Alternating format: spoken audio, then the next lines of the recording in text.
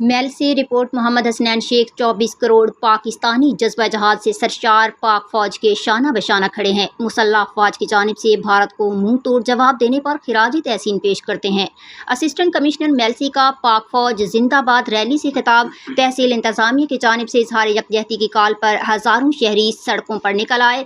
پاک فوج زندہ باد، بھارت مرد آباد کے فلک شگاف نعرے۔ بھارت کی جانب سے پاکستان پر حملے کے بعد مسلح افواج کی جانب سے دشمن کو منہ توڑ جواب دیے جانے اور مسلح افواج سے اظہار یکجہتی کے لیے تحصیل انتظامیہ کی جانب سے پاک فوج زندہ باد ریلی کا انعقاد کیا گیا۔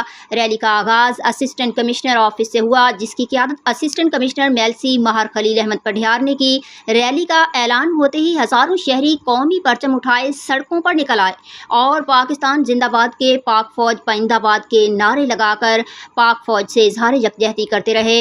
اسسٹنٹ کمشنر میلسی کی قیادت میں ہزاروں شہریوں نے قائد اعظم روڈ پر پیدل مارچ کیا۔ انتظامیہ کی جانب سے لاؤڈ سپیکر میں ملی نغموں کی گونج پر شہریوں کا جذبہ قابل دید تھا۔ ریلی سے خطاب کرتے ہوئے اسسٹنٹ کمشنر کا کہنا تھا، ملک کی سالمیت کے خلاف ہونے والی کسی بھی جارحیت کا جواب اسی انداز میں دیا جائے گا، اور پاک فوج نے گزشتہ روز اس عملی ثبوت پیش کر کے پاکستان کا دفاع کیا۔ 24 کروڑ عوام، سول ادارے پاک فوج کے شانہ بشانہ ہر قربانی دینے کے لیے تیار ہیں۔ جذبہ جہاد سے سرشار پاکستانی عوام پاک فوج کی بے مثال جرأت و بہادری کو خراج تحسین پیش کرتی ہے۔